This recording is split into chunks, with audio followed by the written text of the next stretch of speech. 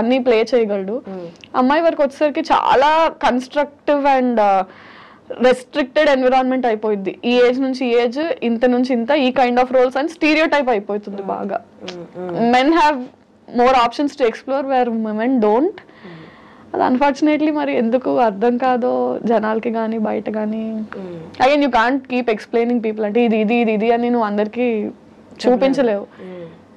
కానీ అబ్బాయిలకైతే ఈ వర్క్ కాబట్టి ఆ వర్క్, లేకపోతే ఈ పర్సన్ కాబట్టి ఆ పర్సన్, వాళ్ళతో పాటు డే అండ్ నైట్ జర్నీ చేస్తారు. వాళ్ళు ఈ పని కాబట్టి ఆ పని చెప్తే మొహమాటం లేకుండా చేస్తారు. సో దట్ వాళ్ళతో కొంత జర్నీ చేస్తే నెక్స్ట్ ఆపర్చునిటీ వస్తుంది. అమ్మాయిలకి ఆ ఫెసిలిటీ కూడా లేదు కదా. ఈ పర్సన్ ద్వారా మనకి ఒక ఆపర్చునిటీ వస్తుందని తెలిసిన అమ్మాయి అయినందువల్ల యూ హ్యావ్ సమ్ బౌండరీస్. దీన్ని దాటి ఈ అవర్స్ దాటి నేను పని చేయలేను, ఈ అవర్స్ దాటి నేను మీట్ అవ్వలేను, ఈ ప్లేస్ దాటి నేను బయటికి రాలేను. సో ఇవి కష్టం. అవి డెఫినెట్లీ అంటే సో ఇండస్ట్రీలో సోషలైజింగ్ అనేది ఎంత ఇంపార్టెంట్ అంటే నువ్వు ఏదో పార్టీలకు వెళ్ళాలి, తాగాలి, తిరగాలి అనే కాదు, కానీ you ten to meet more people. నీకు అసలు అంటే ఒక కాస్టింగ్ కాల్ పెట్టే వరకు అక్కడ రిక్వైర్మెంట్ ఉంది ఆ ప్రొడక్షన్ హౌస్లో అన్న విషయం కూడా మన దాకా రాదు. అది పబ్లిక్గా అనౌన్స్ చేయరు, ఇన్సైడ్ సర్కిల్లోనే మ్యాక్సిమం కాస్టింగ్ అయిపోతుంది. సో నాకు ఈ ప్రొడక్షన్ హౌస్లో ఆ ప్రొడక్షన్ హౌస్లో కొద్ది గొప్ప కాంటాక్ట్స్ ఉంటే ఓహో ఇక్కడ కాస్టింగ్ ఉంది అని వాళ్ళ ద్వారా వీళ్ళ ద్వారా తెలుస్తుంది. అసలు నాకు కాంటాక్ట్సే లేనప్పుడు ఛాన్స్ లేదు నాకు తెలియడానికి. ఆ సినిమా అయిపోయి అరే ఈ రోల్ వీళ్ళు చేశారు నాకు ఎందుకు రాలేదు అని తర్వాత అనుకుంటే because you don't know people from that media house. అంటే you don't have to go partying, you don't have to chill with people, but నీకు సోషల్ సర్కిల్ అయినా తెలిసే ఇది ఉండాలి. బట్ సమ్హౌ అందరం జెల్ అవ్వలేము. అంటే for me I have some like I told ఆ బౌండరీస్ వల్ల నేను కొన్ని జెల్ అవ్వలేము, కొన్ని చేయలేము. For men it is definitely beneficial. అట్లా నిజంగా సోషల్ అయ్యి పార్టీస్కి వెళ్ళి డస్ దట్ అంటే మనం విజిబుల్ గా ఉంటే ఆపర్చునిటీస్ వస్తాయా అంటారు. ప్రాబిలిటీ నాకైతే కనిపిస్తుంది. ఐ హియర్ ఫ్రమ్ పీపుల్ అంటే సోషలైజ్ వెళ్ళు, పార్టీస్ వెళ్ళు అని కాదు, you have to have at least a professional relationship with everybody. అంటే మెయింటైన్ చేయగలగాలి. అంటే you have to know people, people have to know you. అంటే ఇప్పుడు ఒక రీల్ ఫేమస్ అయిందనో ఒక వీడియో ఫేమస్ అయిందనో ఓహో ఈ అమ్మాయి చేస్తుంది అని దాని ద్వారా కాదు, అట్లీస్ట్ దాని తర్వాత తెలిసినా సరే ఈ అమ్మాయి ఎక్కడ వర్క్ చేస్తుంది, so and so director, hello అండి, హాయ్ బాయ్ అన్న పరిచయం అయినా మనుషులతో ఉంటే they'll keep considering you when there are opportunities. అంటే you have to be visible. నువ్వు వాళ్ళతో కాంటాక్ట్ లో టచ్ పాయింట్స్ టచ్ చేస్తూ ఉంటే విల్ బి విజిబుల్ అన్నది నేను విన్నాను. మరి కానీ విరాజిత, ఇజంట్ దిస్ కన్ఫ్యూజింగ్? ఏంటి అంటే ఇవాళ హిట్ అయింది, వీఆర్ ఫేమస్ టుడే, రేపు ఇంకొకటి వస్తుంది, వీఆర్ నో బడీ, మళ్ళీ ఆపర్చునిటీ కోసం చూస్తూ ఉంటాం, మళ్ళీ ఒక ఆపర్చునిటీ వస్తుంది, మళ్ళీ అలా మెరుస్తూ ఉంటాం. అంటే ఇదంతా ప్రెషర్లా ఉండదా? Keep on running. పెద్ద స్టార్స్ తీసుకుంటే తప్ప మిగతా జర్నీ అంతా అలాగే ఉంటుంది. That is why fixed job, set source of income ఎందుకు ఉండదు మనకి అంటే some days we are very busy, some days we are very free. అంటే వస్తే మనకు అన్ని పనులు ఒకే రోజు వచ్చి పడతాయి, లేని రోజు somebody call me, somebody give me some work అన్నట్టు ఉంటుంది. ఎందుకంటే అండర్స్టాండ్ అంటే 9 to 5 జాబ్ ఎలా ఉంటుందంటే వీకెండ్స్ చిల్ అవుతారు, మండే టు ఫ్రైడే వర్క్ చేస్తారు, ప్యాటర్న్ ఉంది. మనది ప్యాటర్న్ లేదు. నీకు షూట్ ఉంది అంటే పండగ లేదు, పబ్బం లేదు, ఆదివారం లేదు, ఏం లేదు, నువ్వు వెళ్ళి వర్క్ చేయాలి, అదే పండుగ అంతే. Because for you your work is everything. అంటే నువ్వు ఆ సెక్యూర్డ్ లైఫ్ వద్దనుకుని కదా వచ్చావు. You can't complain about this also. నువ్వు హజిల్ చేయడానికి ప్రిపేర్ అయ్యావు కాబట్టి యూ హ్యావ్ టు హజిల్, అంతే. దెర్ ఇస్ కానీ ఆ హజిల్ కొంతవరకు కొందరు సిచ్యువేషన్లో కొంతవరకు భలే టార్చర్లా ఉంటుంది. ఒక్కొక్క రోజు వర్క్ వచ్చిందా ఈ టార్చర్ అసలు గుర్తురాదు, పరిగెడతాం మళ్ళీ. Is it the same? Yeah, of course we love our work. అంటే దేనికోసం అయితే అన్ని వదులుకొని వచ్చామో we live for that. And bad days అంటారా, don't you think it's there, it's just there. Every other day manaki edo okati starts coming up, and sometimes work unna kuda you have such a bad day right from the day you wake up elledaka things don't fall in place, bad news lu vintamu, inlo nu select avaledu, idi neeku raaledu, director says enduku inni take lu teeskuntunavu, ee shot baaledu, personally financially, and you can't complain about it. Worst part is ఇప్పుడు ఇంట్లో వాళ్ళు చేసింది అనుకో, చూడు నువ్వు చేయమన్నావు ఇట్లా చేసినా అవ్వట్లేదు, what will you complain? Something you chose about, there is nothing you can complain about. Suffer, just suffer, అంతే. బట్ ఈ graph up and down graph అనేది ఒక పాయింట్ తర్వాత అంటే అంత బాయిల్ అప్ అలా ఏం అనిపించింది? అనిపిస్తుంది. ఐ మీన్ ఈ ఈ ఫీల్డ్ అని కాదు, మనం చూస్ చేసుకునే చాయిసెస్లో కన్వెన్షనల్ ఫీల్డ్స్ కాకుండా ఇంకా ఏ ఫీల్డ్లో, ఆర్ట్ ఫీల్డ్స్లో చూస్ చేసుకున్నప్పుడు ఏది ఎక్కువ స్టేక్లో ఉంటుందంటే మెంటల్ హెల్త్. అంటే ఫినాన్షియలీ నువ్వు సస్టైనబుల్గా ఉన్నా ఉండకపోయినా mental health wise you have to, అంటే ఎంత పర్సనల్ షిట్ నడుస్తున్నా యూ హ్యావ్ టు బి. అంతే కదా. ఇప్పుడు నేను కెమెరా యాక్షన్ చెప్పక ముందు నేను ఇక్కడ ఏడుస్తూ కాల్ చేస్తూ ఫోన్లో అరుచుకుంటూ ఇది చేస్తా అది చేస్తా, ఇప్పుడు యాక్షన్ చెప్పగానే you have to be like hi, you have to act. Mental health is always at stake for any choice that you make in life. అంటే కన్వెన్షనల్గా వెళ్ళిపోతున్న లైఫ్ కాకుండా ఏది చూస్ చేసుకున్నా నువ్వు చేసుకున్నావు కాబట్టి నువ్వు పడాలి. యా చాలా ఉంటాయి. బట్ ఏ ఫీల్డ్లైనా తీసుకున్నా నీ ఒక వర్క్ నచ్చలేదన్నో, లేకపోతే నువ్వు అప్పుడు ఆ పర్టికులర్ టైంలో అక్కడ అలా బిహేవ్ చేయడం నచ్చలేదేమో అని కామెంట్ చేస్తారు. అది కూడా డైరెక్ట్గా లేకపోతే సివియారిటీని బట్టి, ఇండైరెక్ట్గా లేకపోతే డైరెక్ట్గా సివియారిటీని బట్టి. ఇక్కడ ఏంటి అంటే పొద్దున్న లేస్తే దే కెన్ కామెంట్, అంటే మనమే రైట్ ఇచ్చినట్టు ఇండస్ట్రీలో, విజిబుల్ ఇండస్ట్రీలో ఉన్నప్పుడు టాప్ టు బాటమ్ దేని మీదైనా కామెంట్ చేయొచ్చు. అండ్ నీ క్యారెక్టర్ మీద కామెంట్ చేయొచ్చు, నీ బిహేవియర్ మీద కామెంట్, అంటే ఇక్కడ బౌండరీస్ ఏం లేదు. దేని మీదైనా కామెంట్ చేయొచ్చు, ఎవరైనా కామెంట్ చేయొచ్చు. నువ్వు డిఫెండ్ చేయడానికి వద్దనడానికి కూడా ఏం లేదు. ఎందుకంటే అరే నువ్వు పబ్లిక్ ఫిగర్ అంటే పబ్లిక్ రైట్ ఉంది నీ గురించి మాట్లాడడానికి. ఉందా? ఓ ఉందేమో. అంటే ఇట్స్ లైక్ దాట్. అంటే యూ డోంట్ హ్యావ్ సే అరే ఇలా ఎందుకు అన్నారు అంటే మా ఇష్టం. అంత అనకూడదు అంటే ప్రైవేట్ గా ఉండు. ఇప్పుడు నువ్వు నీ లైఫ్ ని తీసుకొచ్చి పబ్లిక్ గా పెట్టా కాబట్టి అనే రైట్ నాకు ఉంది. ఓ ఉందా? ఓకే. అంటే స్టార్టింగ్ లో this use to trigger so much. అంటే మనం చిన్నప్పటి నుంచి ఇలా నలుగురితో మాటలు పడ్డాం, అలవాటు చేసుకుని ఉండం కదా. సో ఏదైనా ఇంట్లో ప్యాంపర్డ్ గా ఉంటాము, ఫ్రెండ్స్ అలా ఉండే టైప్, సడన్ గా you get two much attention which is good, and also too many comments that you can't handle from all the ways. Too much of bashing also, ఒకటి తప్పు అలా ఇలా. And our mind is such that 10 మంది పొగిడినా ఒక్కళ్ళు ఏం negative పెట్టారో అవునా ఇలా అన్నారంటే is something wrong with me అటే వెళ్తుంది. our mindsets are like that. అది స్టార్టింగ్ లో it use to effect me so badly. తర్వాత I have better things to worry about, man. I mean I have to deal with life. I don't have time for this. jo hai so hai. Okay, viewers comment చేస్తున్నారు ఇదంతా మనకి దూరంగా ఉన్న వాళ్ళు. Okay fine, ఒక ఆడిషన్కి వెళ్ళినా, audition తీసుకో, ఒక ఆడిషన్కి వెళ్తే అంటే ఆడిషన్కి లోపల అడుగు పెడుతున్నప్పుడే you gave them right. Okay నేను ఇప్పుడు ఆడిషన్ ఇస్తా, నువ్వు నా యాక్టింగ్ గురించి కామెంట్ చేస్తావా, నా పర్సనాలిటీ గురించి కామెంట్ చేస్తావా, లేకపోతే పక్కకి వెళ్ళి అట్లంటే నా క్యారెక్టర్ గురించి కామెంట్ చేస్తావా. ప్రొఫెషనల్గా డీల్ చేయాల్సి వచ్చినప్పుడు ఇట్స్ మోర్ హర్టింగ్ కదా. అంటే as long as it's not in front of you and are on your face, it doesn't make a difference. వెనకేం మాట్లాడుతున్నా I can't go correct everybody that is talking behind my back, don't do this, I'm nice person అంత నా explain. సరే నా ముందు on my face definitely they don't do it, on your face if it. But did anyone అంటే on face చెప్పారా? చెప్పరు కదా, అదే అంటున్నాను. On face they don't do it. And somehow ఎక్కడైనా లైన్స్ క్రాస్ అయ్యి ఆన్ ఫేస్ ఉన్నా we are stubborn enough to talk. ఎందుకట్లా యూ కాంట్ డూ దిస్ అని మాట్లాడే స్టేట్ లో మనం ఉంటాం కాబట్టి we will discuss about. But ఎప్పుడైనా సిచ్యువేషన్ వచ్చిందా ఆయన వాళ్ళు నీ ఫేస్ మీద అన్నా ఆ వర్క్ ఎన్వైరన్మెంట్ లో ఉన్నాం కాబట్టి, ఆయన ఒక డైరెక్టర్ పొజిషన్ లేకపోతే ఇంకేదైనా మంచి పొజిషన్ లో ఉన్నారు కాబట్టి మీకన్నా హై పొజిషన్ ఉంటే తిరిగి ఆయన కామెంట్ చేయలేను అని జస్ట్ స్మైల్ చేసి పక్కకు వచ్చేసిన సిచ్యువేషన్స్ ఉన్నాయా? పక్కకు వచ్చిన సిచ్యువేషన్స్ ఉన్నాయి, అనేసిన సిచ్యువేషన్స్ ఉన్నాయి. చాలా రోజులు అనేసిన తర్వాత ఫీడ్బ్యాక్ లో వచ్చి you can't say that he or she is in a better position or ఇది కాబట్టి you have to not do it అన్న ఇన్పుట్స్ విన్నాక ఫైన్ చలో లోలో ఉన్నాను, మళ్ళీ మాటలు కూడా ఎందుకు అని కంట్రోల్. అంటే దట్స్ హౌ యూ లెర్న్ ఏమో కదా. ఒకటి చేసిన తర్వాత with that you learn that ఓహో ఇది చేసి ఉండకూడదు అని.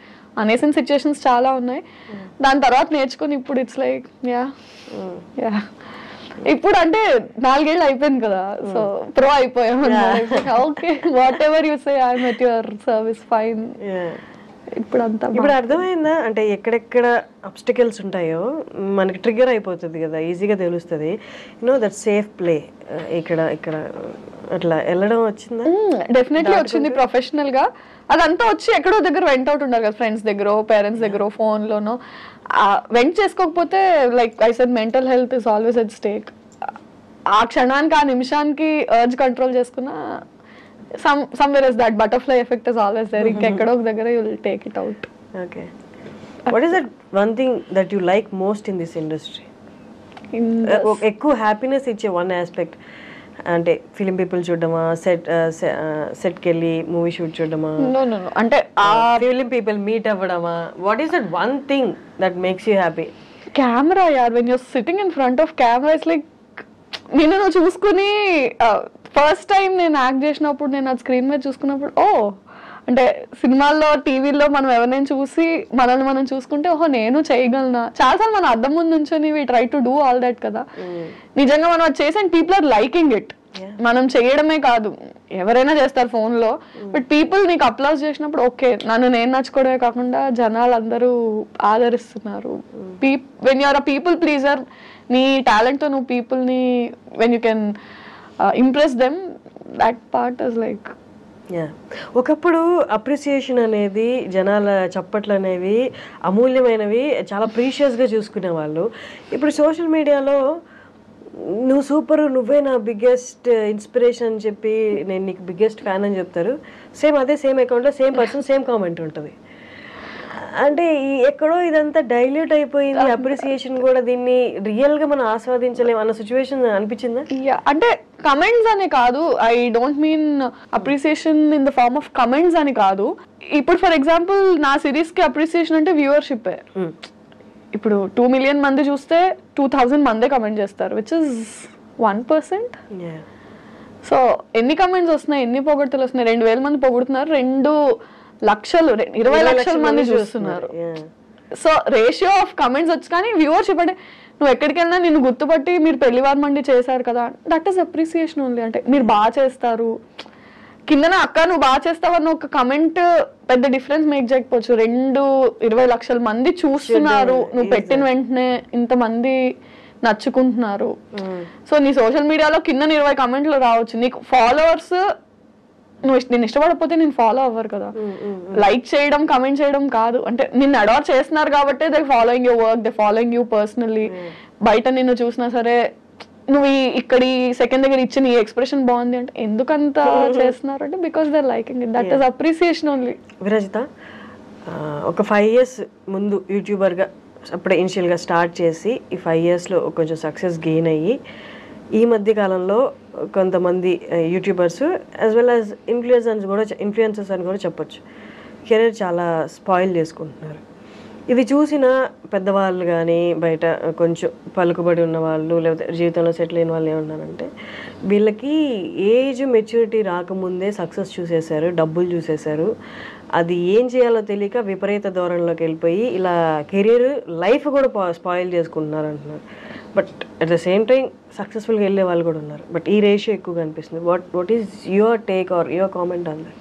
ఏమంటే that's a very individualistic thing, అంటే we can't pass a comment on that because మారుతారు కదా. అంటే 10 years బ్యాక్ ఇండస్ట్రీ ఉన్నట్టు ఇప్పుడు ఇండస్ట్రీ లేదు, 20 years తర్వాత ఇలా ఉండదు. సో స్పాయిల్ చేసుకుంటున్నారు, పతనం అయిపోతున్నారా అన్నది అంటే దాని ఆఫ్టర్ ఎఫెక్ట్స్ ఎవరికి ఇమీడియట్గా దేని ఆఫ్టర్ ఎఫెక్ట్స్ తెలియవు. ఇట్ హ్యాపెండ్ అంటే అది that's a very personal thing and individualistic thing. ఎవరు కావాలని కెరియర్ స్పాయిల్ చేసుకోవాలి అనుకోరు. ఎక్కడో చేసిన ఒక యాక్ట్ అది పైలప్ అయ్యి అండ్ సమ్హౌ బర్స్ట్ అయిపోతుంది మీడియాకి వచ్చేసరికి, అది చిన్నది కూడా భూతద్దం అయిపోయి పోర్ట్రే అవుతుందో మరి that's intentional or unintentional coming out. And maybe public కూడా ఎక్కువ అటాచ్ అయిపోవడం వల్ల వాళ్ళు ఎవరినైతే అభిమానిస్తారో వాళ్ళ మీద చిన్న ఇది వచ్చినా సరే దాన్ని వాళ్ళు తీసుకోలేక బ్యాక్ లాష్ అవ్వడం అగైన్. అంటే it's a very personal. But ఈ పబ్లిక్గా ఉన్నప్పుడు, పబ్లిక్గా వాళ్ళు విజిబుల్గా ఉన్నప్పుడు, వాళ్ళ వర్క్ విజిబుల్గా ఉన్నప్పుడు డూ యూ థింక్ అంటే వాళ్ళు ఎక్స్ట్రా కాన్షియస్గా ఉండాలి? దట్స్ వాట్ అంటే సీనియర్ యాక్టర్స్ కానీ ఈ ప్రొఫెషన్ ఎప్పటి నుంచో ఉన్న వాళ్ళు చేస్తున్నారు, అది వాళ్ళు ఇంకొక కొంచెం ఎక్స్ట్రా ఉండాలి కేర్ తీసుకుంటారు ఐడియల్లీ. బట్ అంటే ఇట్స్ బోత్ వేస్. అంటే the person has to be extra careful because there is too much attention on you.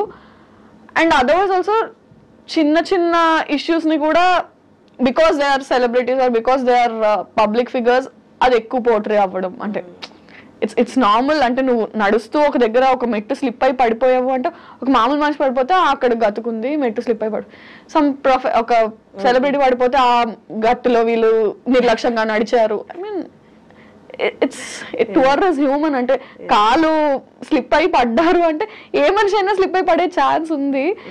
దాన్ని పబ్లిక్ ఫిగర్కి వచ్చినప్పుడు ఎక్కువ పోర్ట్రే చేస్తారు. నార్మల్ పర్సన్ అనేసరికి ఇట్స్ ఓకే, ఇట్స్ ఫైన్ అన్నట్టు ట్రీట్ చేస్తారు. Yeah, they have to be extra conscious and I think the people in media also have to little chill down. I mean, వాళ్ళు మనుషులే కదా. కానీ మర్చిపోతున్నారు తప్పుల్ని కూడా. అంత ఎంత స్పీడ్గా పాపప్ అవుతున్నాయి అవన్నీ డైల్యూట్ అయిపోతుంది. somehow పబ్లిక్ తో డైల్యూట్ అయిపోతుంది. కానీ వాళ్ళ పర్సనల్ లైఫ్స్ లో వాళ్ళ ఫ్యామిలీస్ మీద పడిన ట్రామా 4 రోజులే రచ్చ ఉండొచ్చు. బట్ ఆ 4 రోజులు ఫ్యామిలీ కానీ ఆ మనిషి కానీ పడిందంతా వీళ్ళు 4 రోజులు అయ్యాక మర్చిపోతారు. Today's newspaper tomorrow's waste paper అన్నట్టు ఉంటారు. కానీ ఆ ఫ్యామిలీ అండ్ ఆ పర్సన్ గో త్రూ అయింది సమ్ ఇయర్స్ టుగెదర్, వాళ్ళు అది క్యారీ చేస్తారు. Somehow we forgot to be kind అనిపిస్తుంది నాకు. అదైతే అనిపిస్తుంది. అంటే ఇన్విజిబిలిటీ కదా కామెంట్స్ కానీ ఏదైనా, అంటే ఐడెంటిటీ లేకుండా మాట్లాడేస్తున్నాం కానీ ఒక ఐడెంటిటీ ఉన్న మనిషి గురించి మాట్లాడుతున్నాం కదా, ద ఫర్గెటింగ్ ఇట్ అంతే. అది హక్ అనేసుకుంటున్నారు. ఏంటి ఫ్యూచర్ ప్లాన్స్ అండి? హౌ యూ వాంట్ టేక్ ఇక్కడ నుంచి ఎలా వెళ్దామని, where you want see yourself? So definitely the same field, pursuing acting. నాకు ఇంకేం రాదు. అంటే అఫ్ కోర్స్ చదువుకున్నాను, జాబ్ వస్తుంది, కానీ నేను అది చేయాలనుకోవట్లేదు కాబట్టి ఇటు వచ్చాను. And yeah, films is what I'm aiming at. 5 years down the lane అంటే కొంచెం ఇయర్ ప్రొడక్టివ్గానే ఉంది. లాస్ట్ ఇయర్ కూడా ఇట్ వాస్ ప్రొడక్టివ్ ఎనఫ్, 2 సిరీస్లు హిట్ అండ్ ఆల్. సో కొంచెం హోప్ అయితే కనిపిస్తుంది. as long as somebody is not ready to stop me, I will go. Okay, మా అమ్మాయిలకి మేజర్గా వచ్చే క్వశ్చన్ ఈవెన్ ఐఎమ్ ఫేసింగ్, అందుకే ఈ క్వశ్చన్ అడుగుతున్నాను. ఎవరు ఎక్సెప్షనల్ కాదు కాబట్టి, పెళ్ళి ఎప్పుడు? తొందరగా ఉంది, చేసుకుందాం. ఎప్పుడొకప్పుడు తప్పదు. కానీ ఇంట్లో ప్రెషర్ లేదా? ఉంటుంది. అంటే ఉంటుంది కదా, ఇంట్లో ప్రెషర్ ఉండకపోతే వాళ్ళు కాకపోతే ఇంకెవరు ప్రెషర్ పెడతారు? ఇప్పుడు ఫాలో అయ్యే వాళ్ళే అడుగుతున్నప్పుడు ఇంట్లో వాళ్ళు కన్నవాళ్ళు అడుగుకుంటారు. ఉంటుంది, చేద్దాం. అంటే ఈవెన్చువలీ జరగాల్సిందే. ఎన్నో రోజులు మనం కూడా దాటేయలేము, జరుగుతుంది.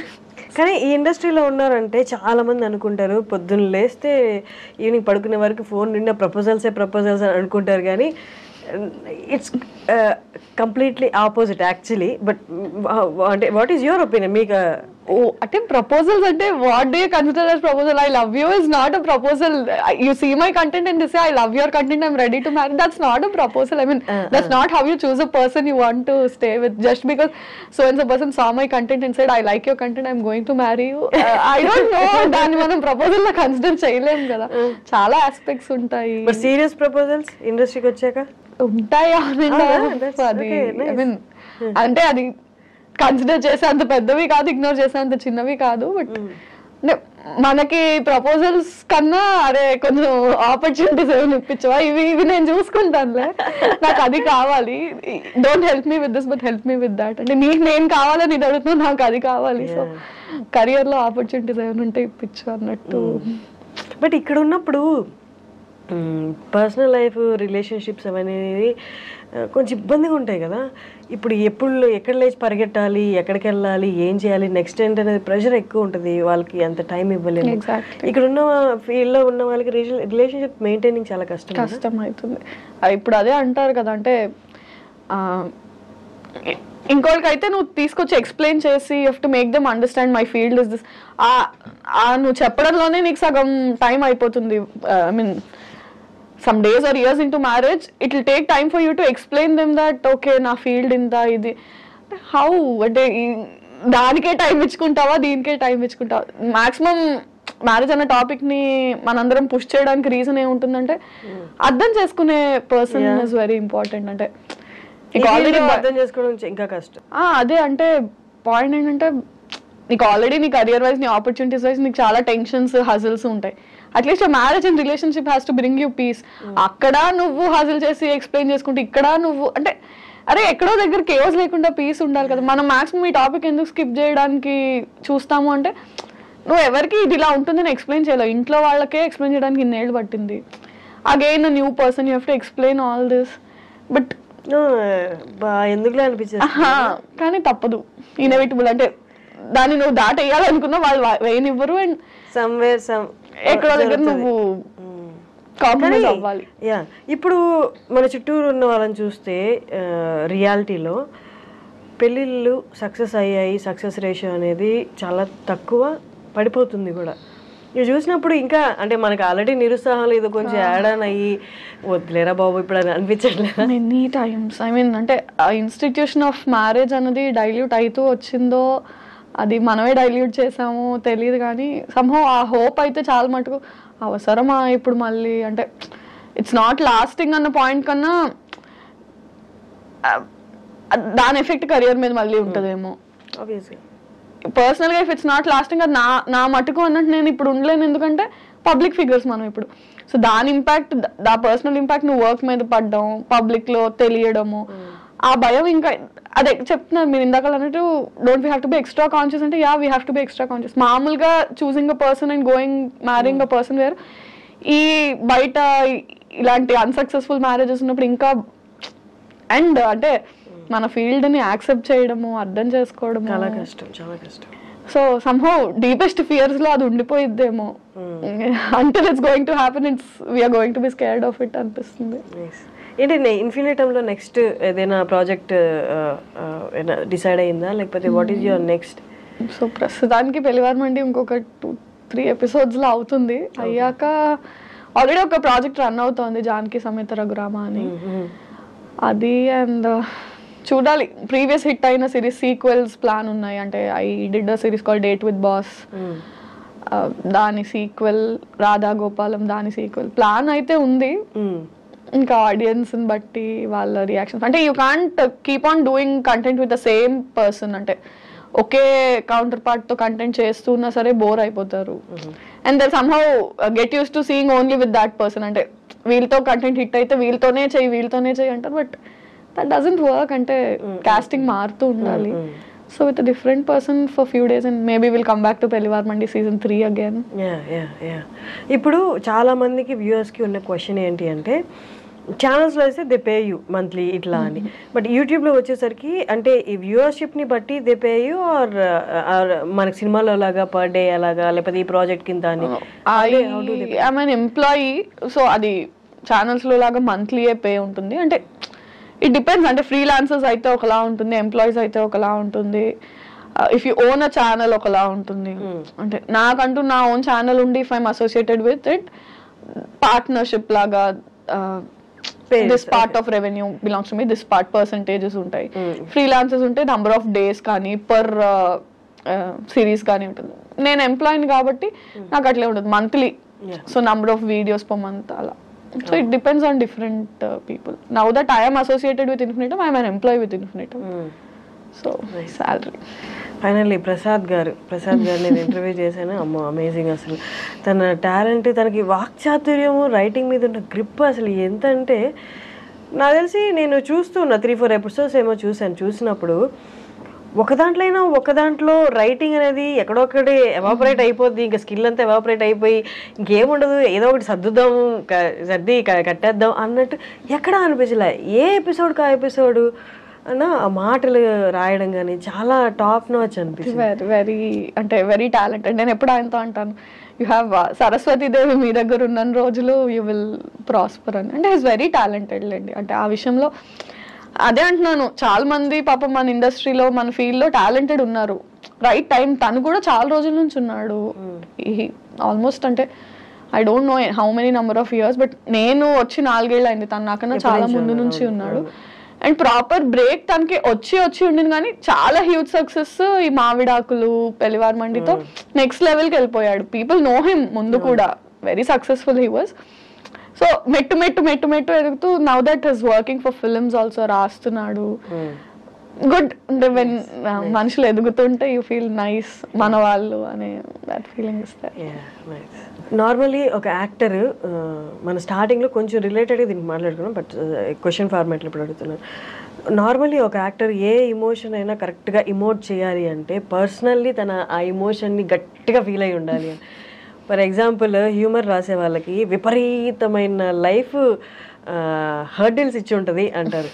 అలాగా యాజ్ అన్ యాక్టర్గా నువ్వు ఫుల్ ఫ్లెడ్జ్డ్గా నువ్వు కనిపించాలి అంటే నీ యాక్షన్లో నువ్వు అన్ని ఇమోషన్స్ గో త్రూ అయి ఉండాలి అని. How far do you agree with that? Go through అయ్యి ఉండాలి అంటే యాజ్ పీపుల్ మనం అందరం గో త్రూ అవుతాం. అంటే యాక్టర్ కాకపోయినా ఫర్ ఎగ్జాంపుల్ ఒక కెమెరామ్యాన్ అయినా సరే ఏడుస్తాడు, నవ్వుతాడు, బాధపడతాడు, ఆనందపడతాడు.